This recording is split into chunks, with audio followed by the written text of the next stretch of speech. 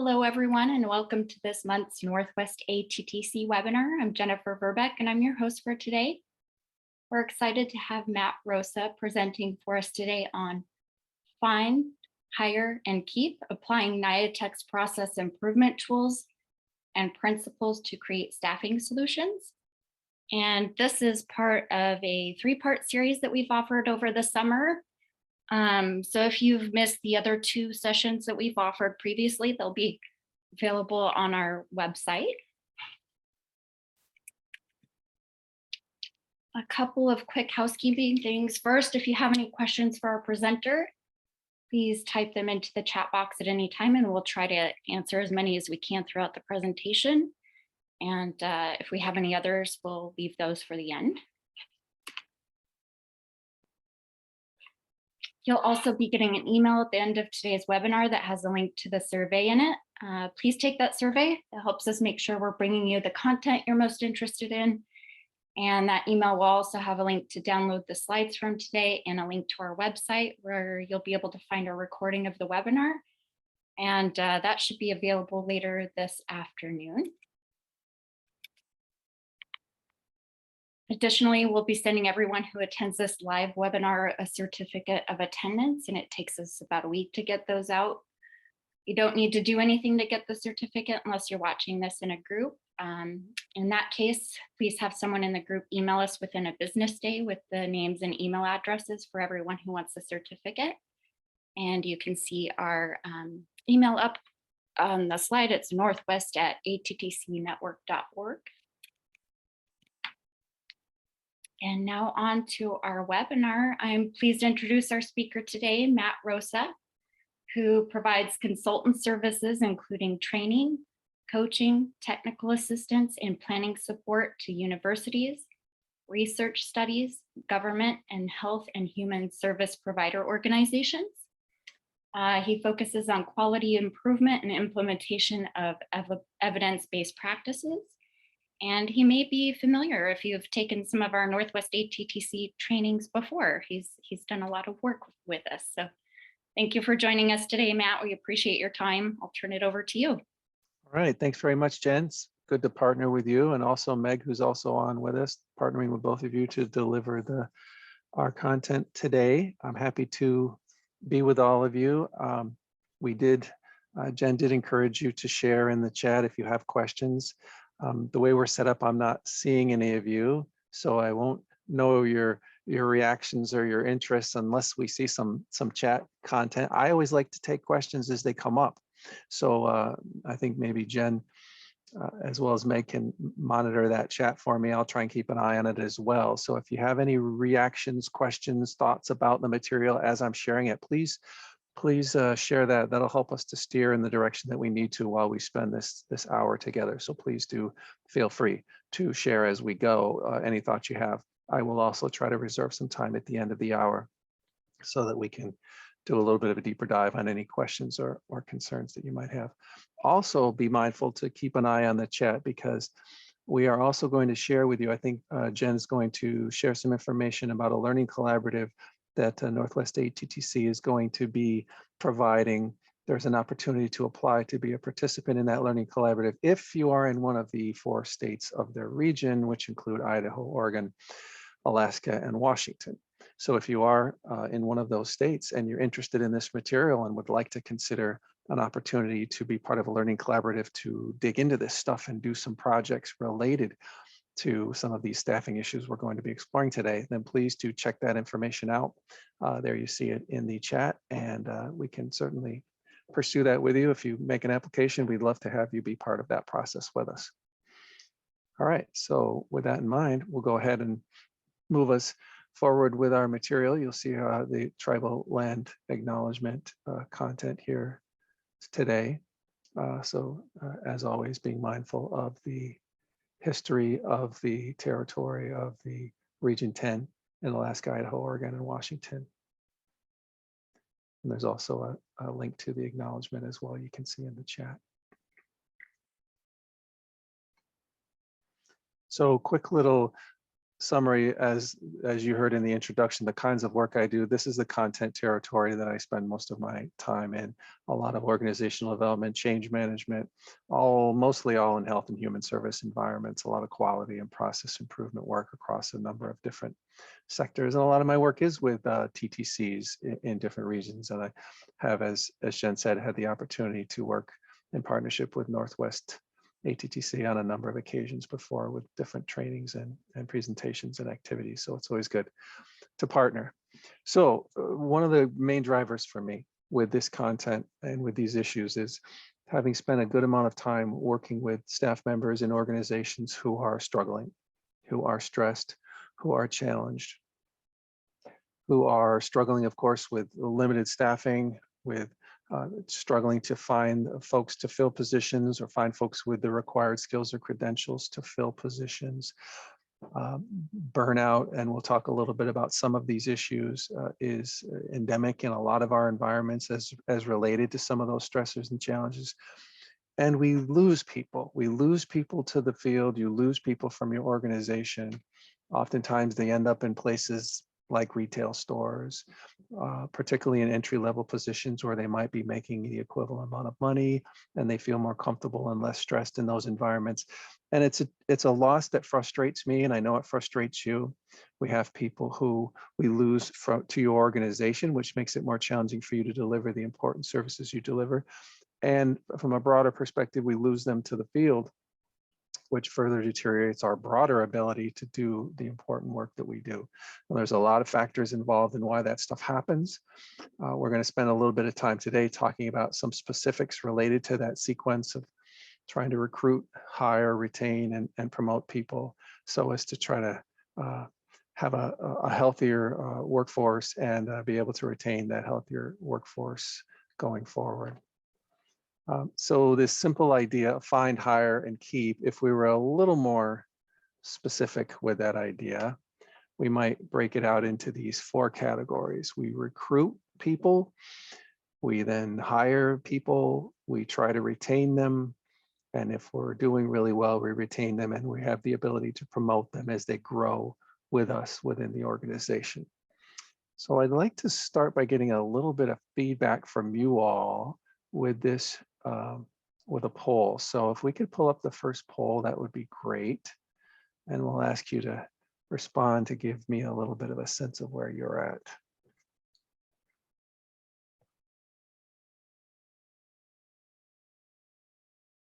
Okay, so first poll. Select the area that you see as most challenging right now. So which of those 4 areas is the most challenging? So this is just a one choice. Obviously, they might all have some challenge, but I want you to tell me which one is the toughest one for you right now. So if we can get as many answers as possible, that'd be great. We're doing well here. We've got a good number. We're increasing our percentage. We're at 72. I like to try to get us close to 90 if we can. So a few more responses will be great.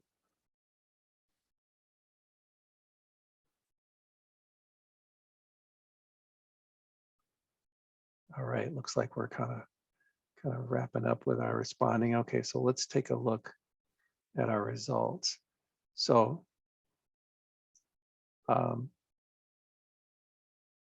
so I'm assuming you all are seeing those results. Maybe Jen or Meg can confirm that that's the case. So we see huge numbers, significant numbers, pretty well balanced across recruiting, hiring, and retaining. I think promoting often is less of a concern for most of you. Sometimes when I include promoting as the 4 elements of this process, people give me a little bit of a look and say, promoting, are you kidding me? We're having a hard time getting people in the door and keeping them for 6 months. We're not too much concerned about promoting. That's a bit beyond where we realistically can dedicate our energy. So I totally get that. And that's why that one is probably less of a primary concern to all of you. So we see a balance across these 3 key territories of recruiting folks, hiring them, and retaining them in terms of your experience, which is helpful. So thank you for sharing that information. So if we think a little bit about some of the questions and concerns that arise as we're struggling with this stuff.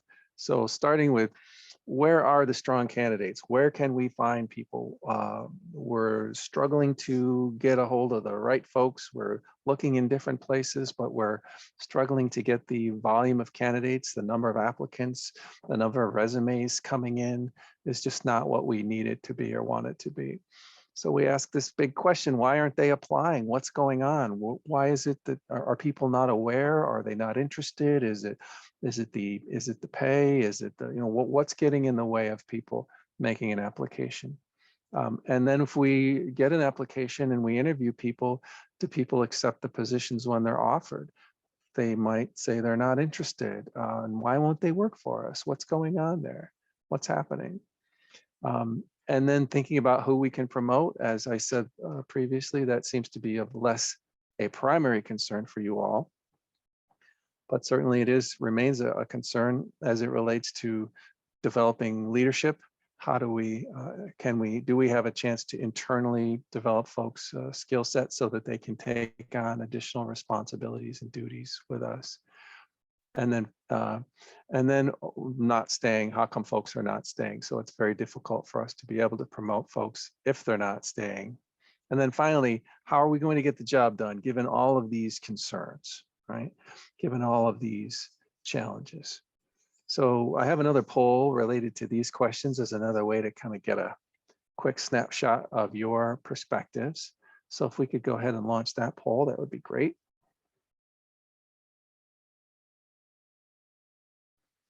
So which of the following questions do you ask most often? So those are the questions that I just laid out on that slide for you. Which of those are most critical to you, or the ones that you find yourself asking more? So we said select two. So pick your top two. You probably ask all these questions at one point or another, but I want to get a little sense of what you view as most critical.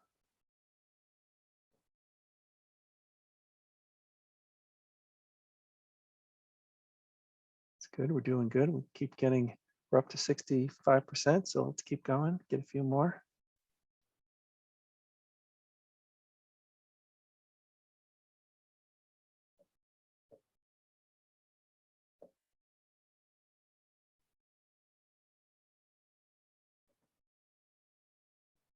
Okay, a few more if we could. Anybody else want to add their opinions here?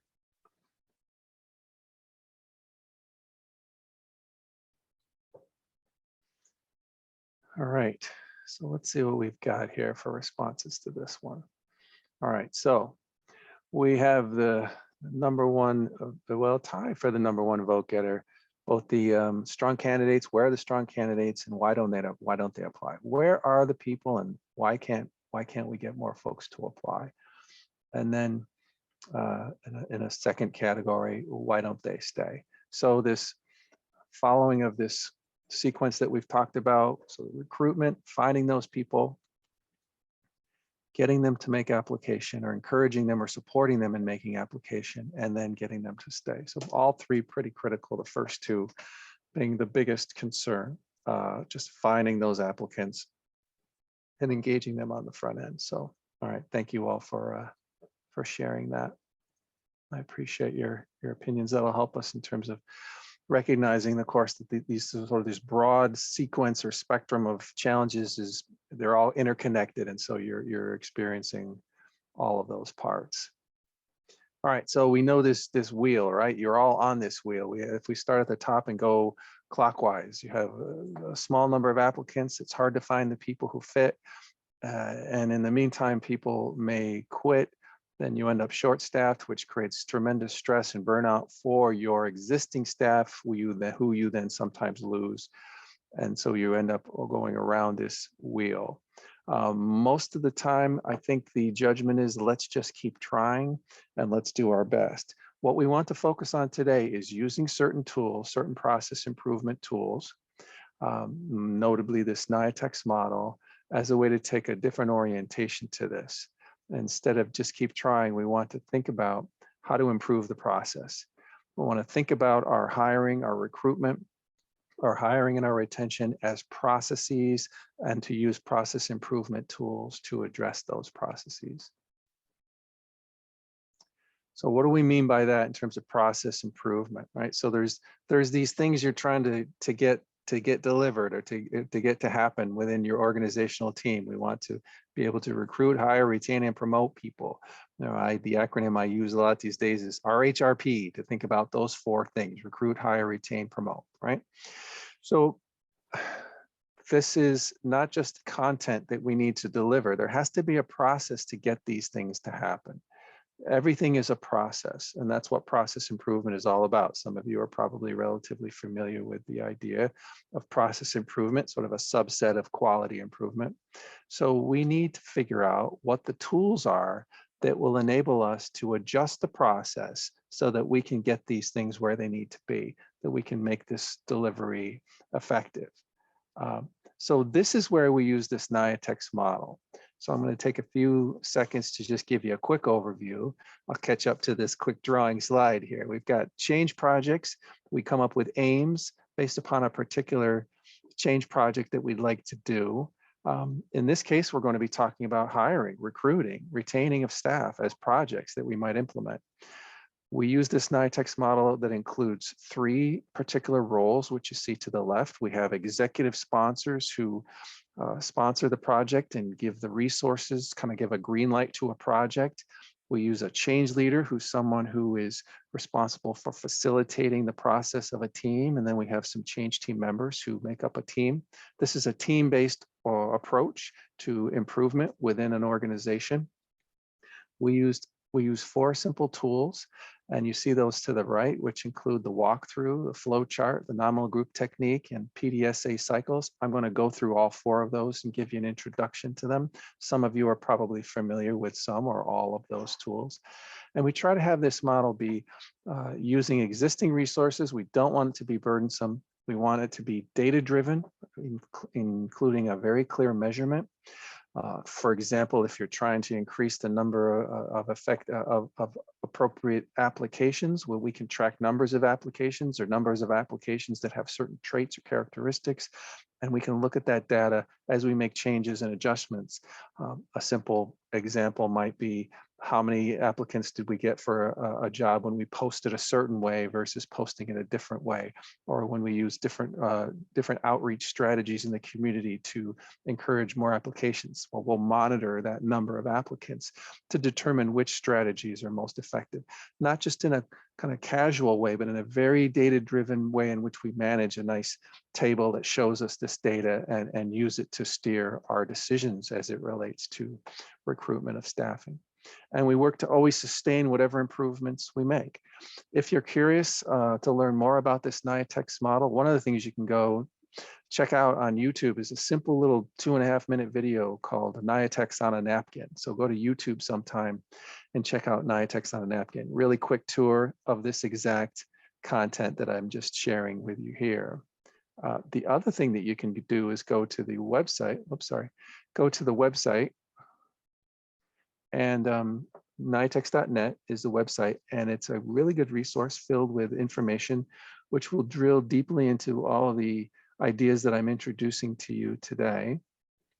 It will also give you a chance to read some projects. If you can search projects related to a number of different areas, and sometimes reading projects that people have done using this NIATx method is a really helpful strategy for learning more about how to use this model or this approach to quality improvement.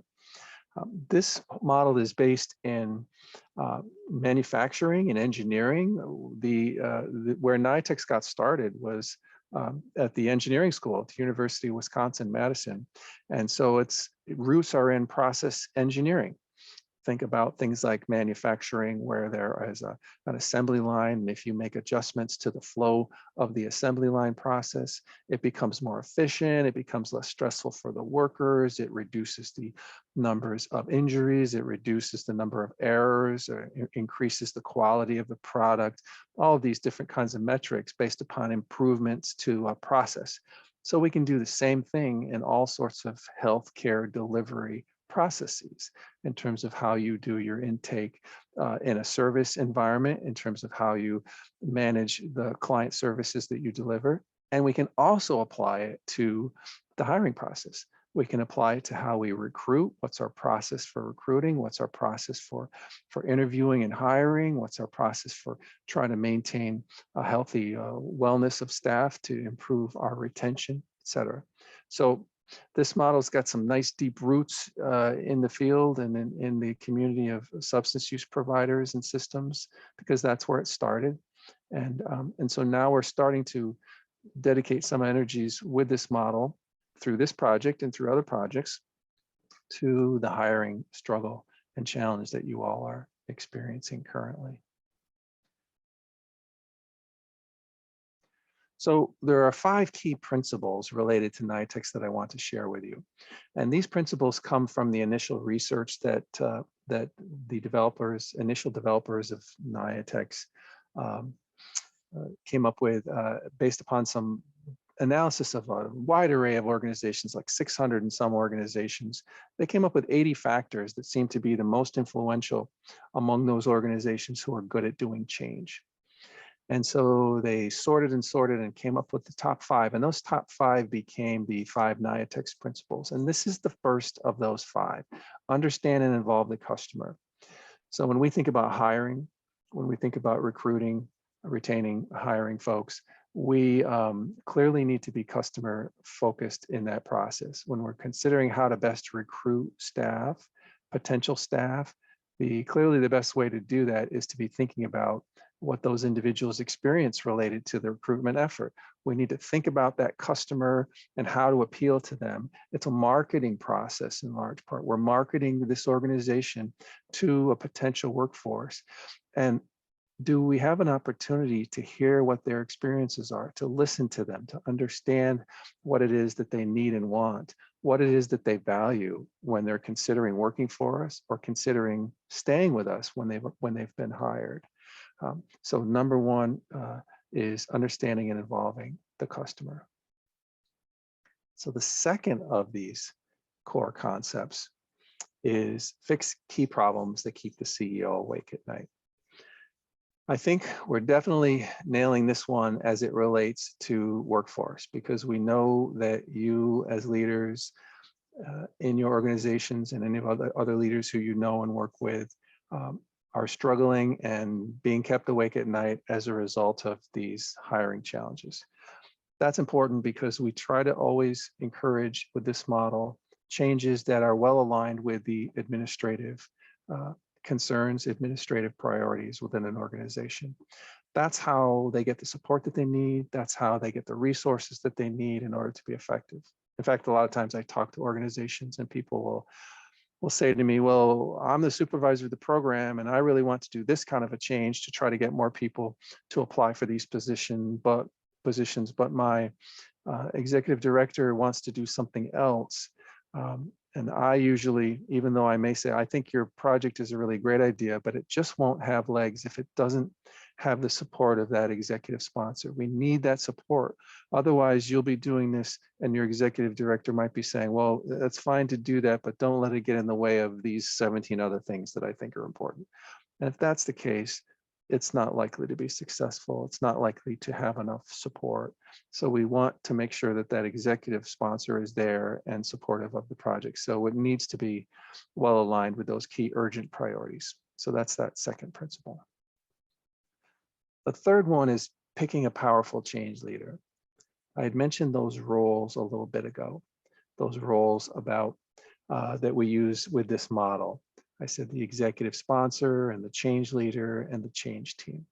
So the change leader is the person who facilitates a change project. And we'll talk a little bit more as we progress with our material today about what that means exactly.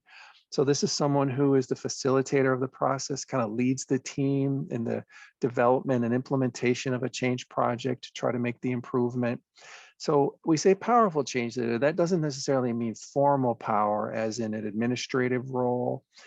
It could be an informal power as in someone who's influential, someone who has a lot of respect from the other members of the team and who has some of those skills that they need in order to be able to facilitate the process with the rest of the team. So this is really critical because this person is really at the hub of the activities of this change project that I'll be describing in a little bit.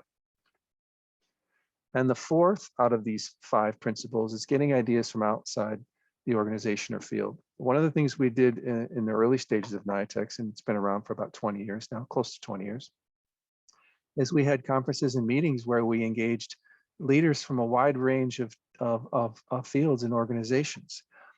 Folks from manufacturing, folks from hospitality industries. It's very interesting to think about customer service from a hotel chain perspective. If a hotel administrator talks to you about how to engage in effective customer service, that's an industry that's incredibly dedicated to customer service. And there's a lot of insights that can be gained when you're thinking about people coming in for an interview and you want to make a very good first impression. Think about what happens when you go to a hotel, particularly a hotel that might be kind of a nice hotel. What are the things that they do to try to make that powerful first impression? Because that first impression will then skew you toward continuing that, confirming that first assumption or that first experience. If it's really positive, people will be looking to see other positive things, and you can engage that party and have them experience a really positive encounter with you. Similarly, when you bring someone in for an interview, where are they sitting? Where are they waiting? What's the waiting room like? Do we offer them things? Do we make it a comfortable, positive experience for them? Do we give them that wow factor? Just an example of many from an idea that's outside of the field of your service delivery system, but could really impact the way that you think about how you recruit, how you hire individuals. And the last of these 5 principles, number 5, is using ideas, using this PDSA model. And I'm going to get into the details of what this means in terms of the rapid cycle PDSA change. So a good chunk of what we're going to do in the second half of our time is to describe this process for you. So I have a question for you. Maybe you can put it in the chat.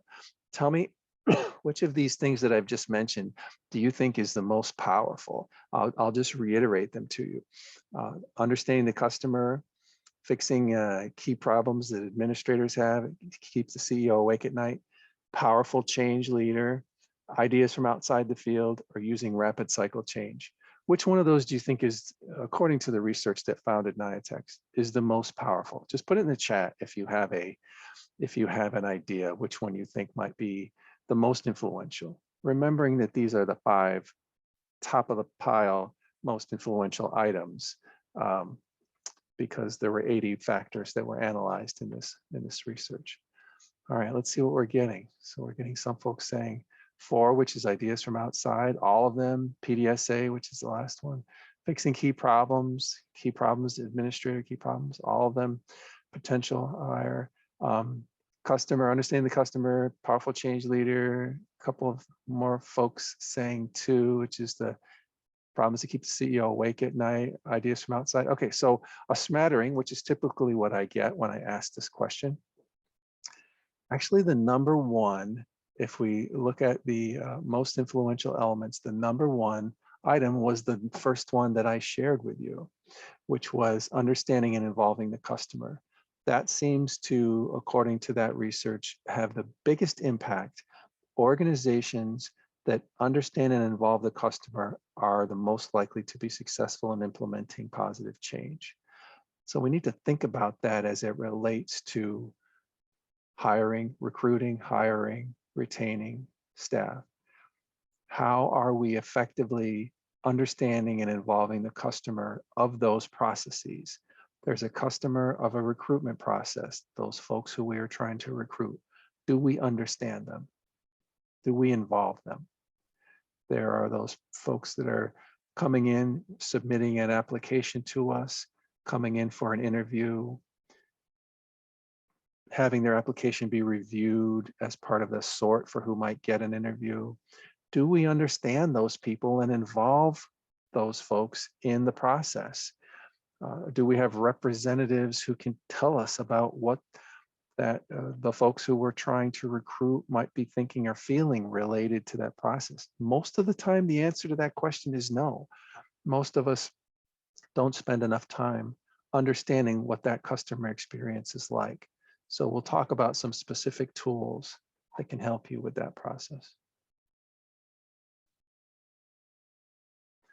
All right, so as I said, we're going to spend some time. Thank you all, by the way, for sharing those responses to that question. I appreciate the solid number of responses that I got. So let's talk a little bit about this PDSA model. Some of you are familiar with this. Some of you use this, I'm sure. For some of you, it may be a new idea. So PDSA stands for, as you see, Plan, Do, Study, Act. And what do we mean by Plan, Do, Study, Act? It's a simple way to think about improvement.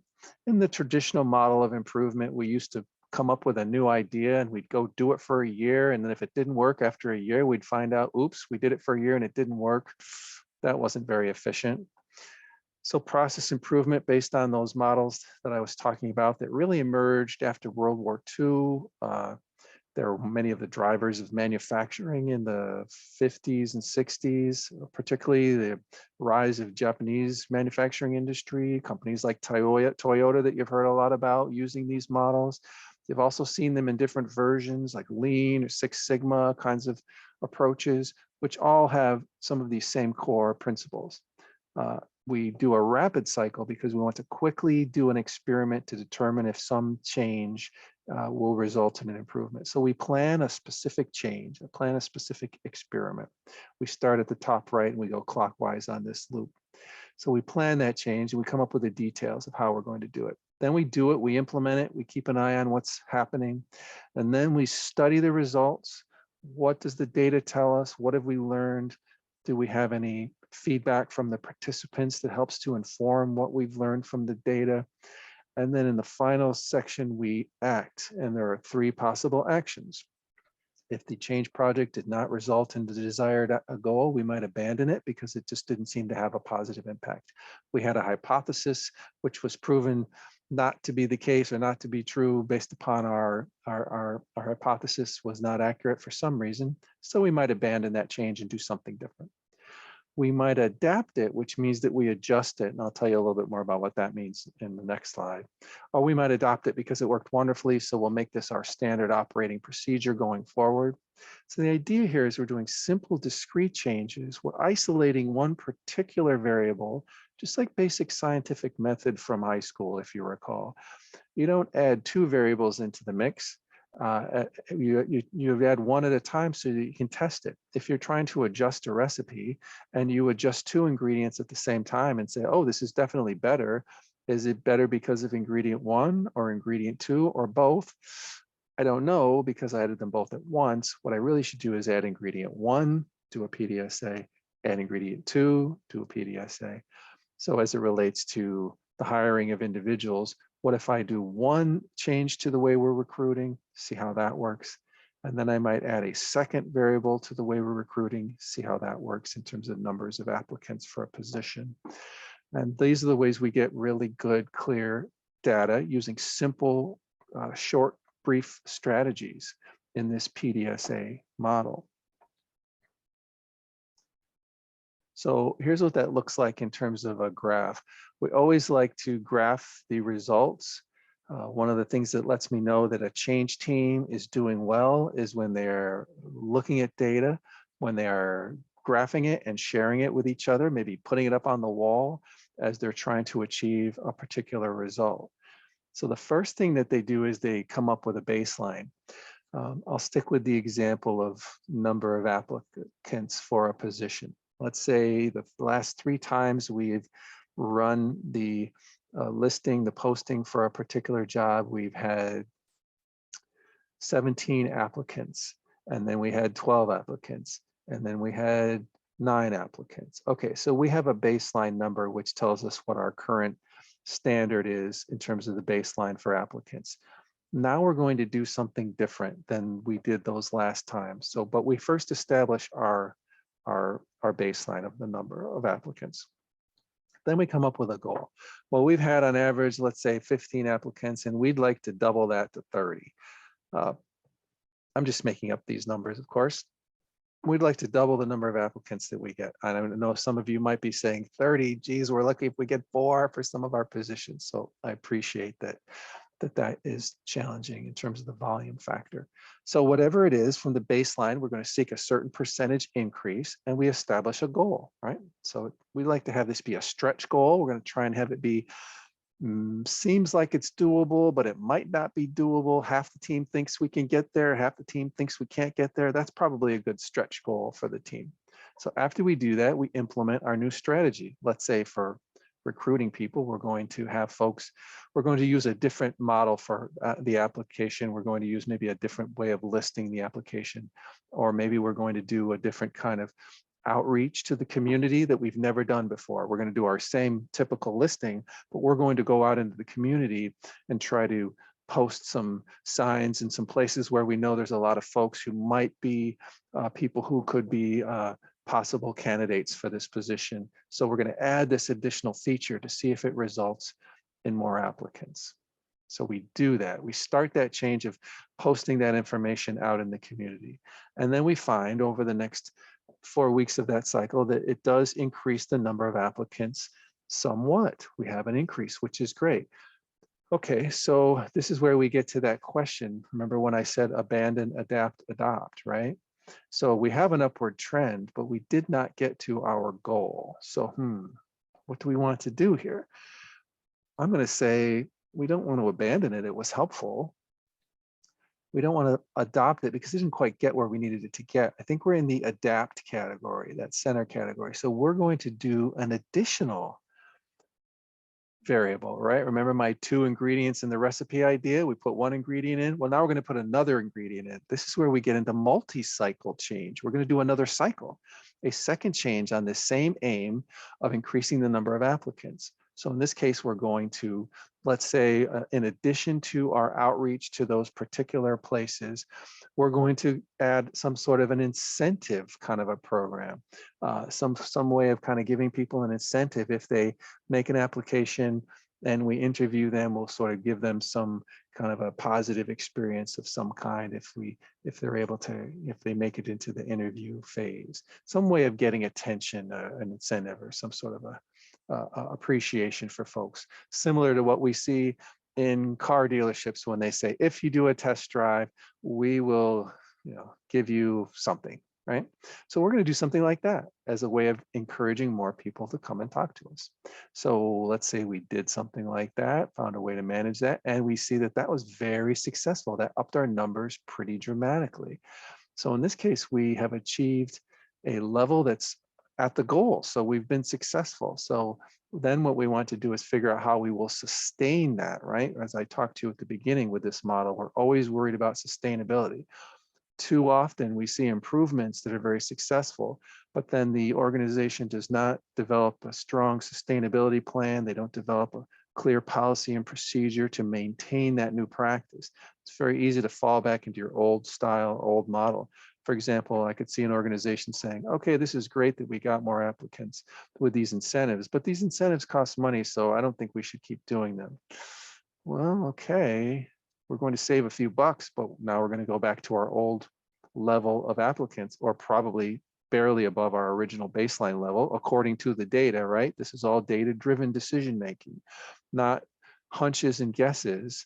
This is educated, informed decision-making with a rapid cycle process based upon the data that we're gathering.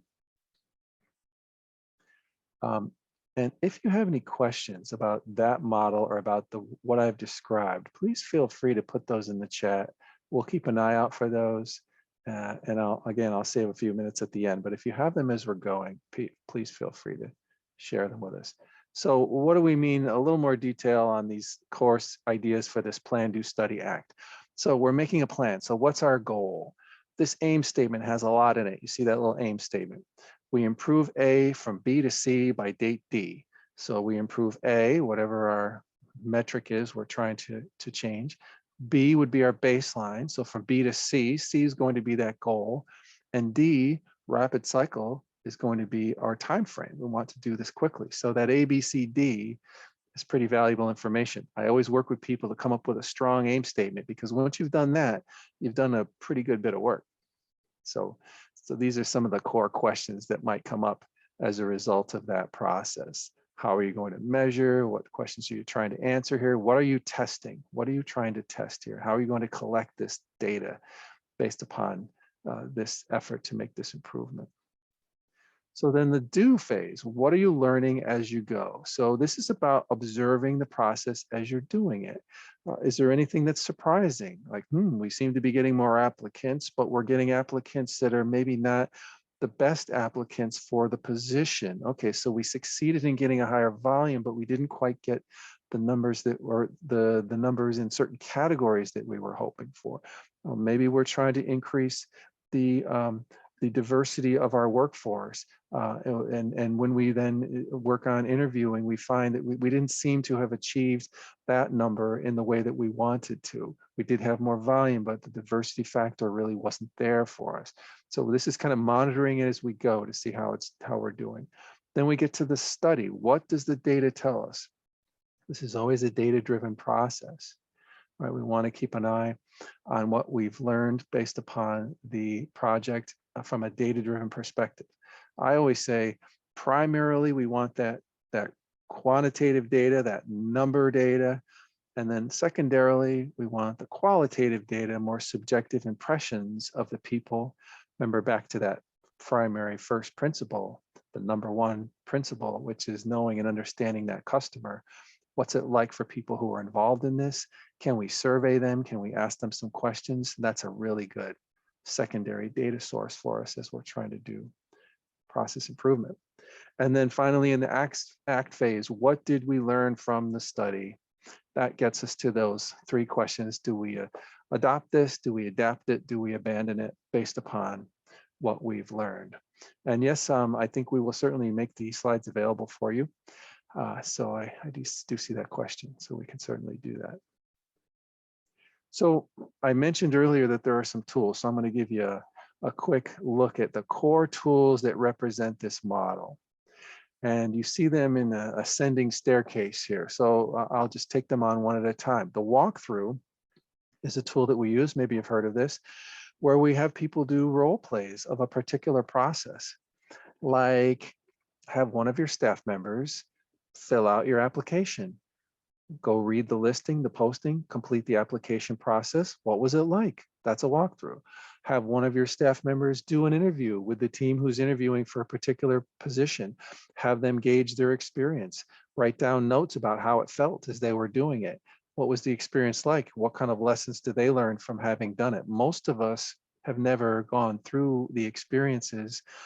You were interviewed once, and maybe you've worked for your organization for 10 years, and that's the only interview experience you've had. Well, try it again. Have one as a role play. Have everybody stay in their roles and try to understand what it feels like to be in that customer's position. So that's what a walkthrough is. Once we do that, we ask people to do flow charts of what they've been walking through. Flow charts, as you're aware, are these simple diagrams with boxes and arrows, which help us to understand the flow. What is the flow chart like for hiring? What are the steps in the process? What are the transitions between the steps? Are there any that are cumbersome, that are difficult, that are stressful, that might be challenging or frustrating to the participants? Are there any points at which we seem to lose people if we analyze that sequence? And if drawing a flow chart is a really constructive way to do that. Once we've drawn a flow chart, we've found some areas where we think we might be able to make some improvements. That's where we start looking at some of our brainstorming techniques, like nominal group technique, which if you're one of the sites who will be working with us in this learning collaborative that we talked about at the beginning, we're going to talk to folks about how to use some really specific tools, cause and effect diagram, nominal group technique, as a way to understand, gather up a bunch of ideas, do some really structured brainstorming to come up with strategies that we can use to improve the areas of concern that we generated. Then we write up our change project on this change form. It's a nice organized tool that we use as a way of structuring the project. And then we do our PDSA change. So that's the kind of simple sequence that gets us through the process and helps us to implement an effective change. If we think about that applied to the hiring loop that we talked about on the front end, we might want to do a walkthrough of why so few people are applying. What's it like to do the application? We might want to do a walkthrough of what's it like in terms of people getting stressed out and feeling like they don't like their jobs anymore and like they might want to quit. What if someone kind of tried to get into that headspace and did an interview with the supervisor and How do supervisors typically handle those situations when folks are ambivalent about their current jobs? Maybe we could do a role play and explore how that is, how that works. We could flow chart these things as well. We could draw out the sequence and see what it's like for people. What's our process? And remember, everything that you do can be determined, it can be defined as a process, can be broken out into a bunch of steps. If you had breakfast this morning, we could do a flow chart of your breakfast experience. Everything has component parts and a process that we can analyze. So then if we think about coming up with some brainstorming strategies using nominal group technique to try to understand why it is that people quit, or using the cause and effect diagram, some of those core tools. And of course, then using this PDSA as a way to manage the process. So I'm gonna just briefly note this, and then we're gonna skip to questions if we have any, because I'm noting our time. Just as an example of the tools, these are the 4 steps to really good brainstorming using the nominal group technique. Structured brainstorming that makes sure that we include all parties in a team, that we generate a large volume of ideas. If you do these 4 things, you'll be amazed at how much more effective your brainstorming can be. Silently generating ideas without any dialogue or discussion with each other, having people report out in a round robin fashion, kind of going around in a circle, so to speak, and getting all the ideas up on the board, clarifying, making sure everybody understands the ideas, and then some version of voting. You'll note that no one gives any judgment, positive or negative, with regard to the ideas that are being generated until you get to the very end, which is stage 4. And typically, if I was digging in deeper on this, I would spend some more time sharing that with you. But I want to be able to transition to some questions if we have any.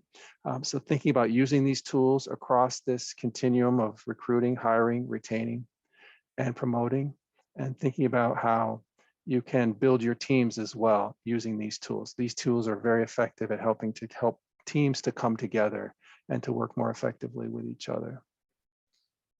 So with that, I'm going to go ahead and wrap up and see if we have any questions. Happy to take any, and hopefully we may have some.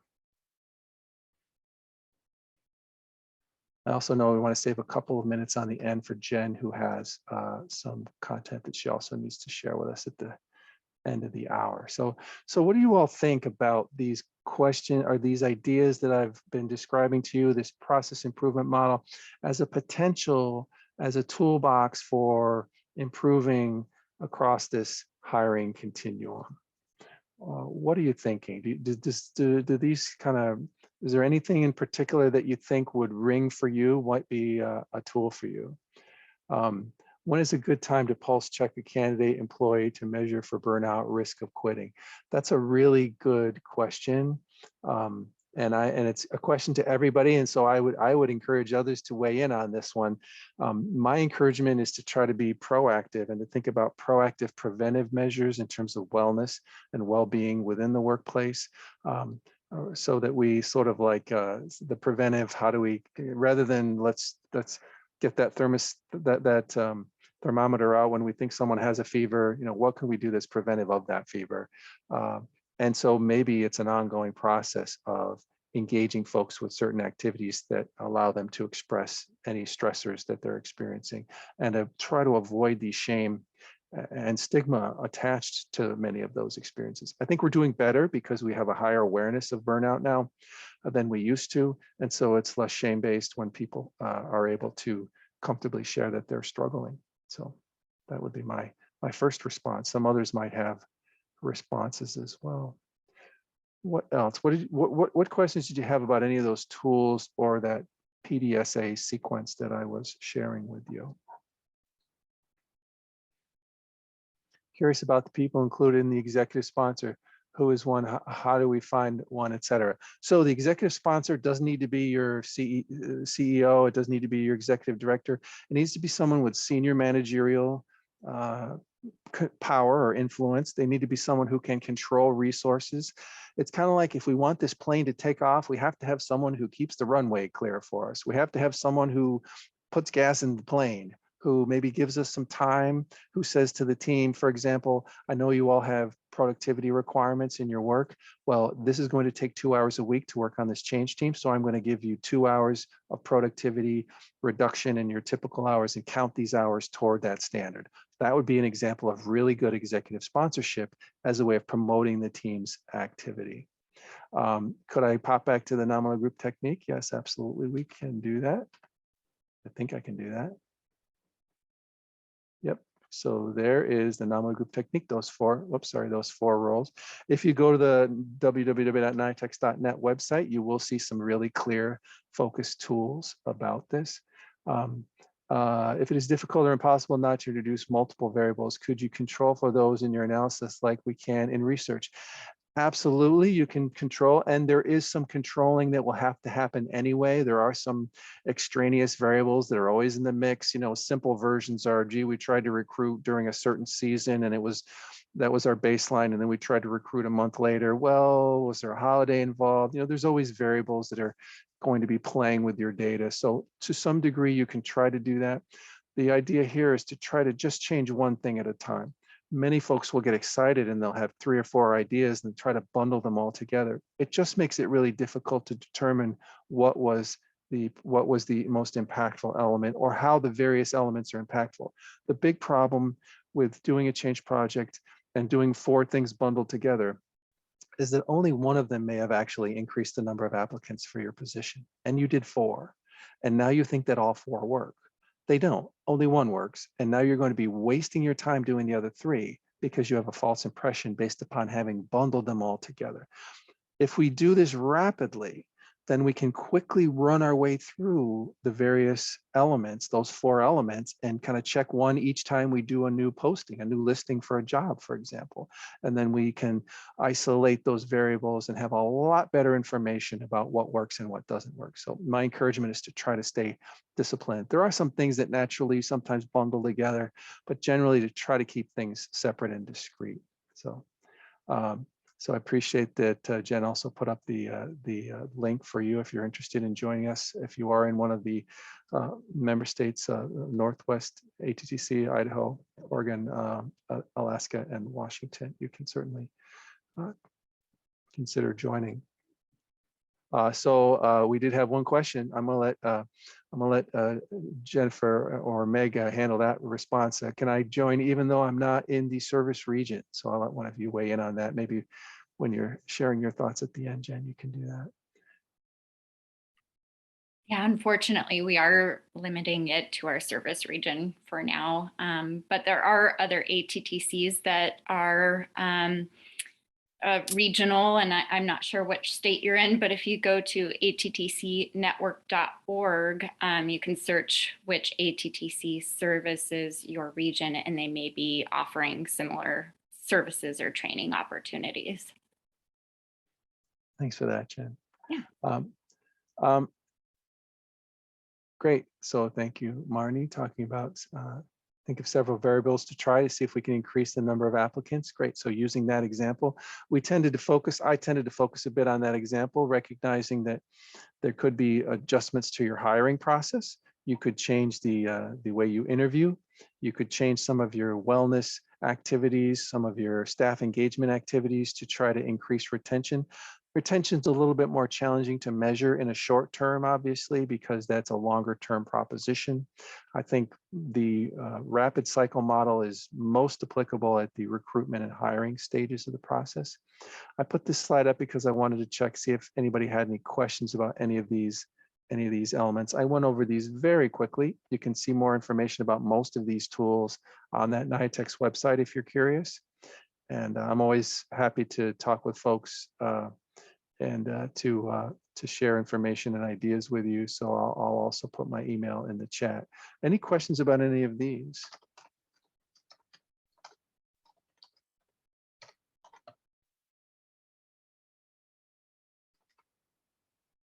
All right. So we will keep the chat open. I appreciate all of your time and your attention and your comments. Those are much appreciated. And I'm going to hand off to Jen, who has a few announcements and information that she'd like to share.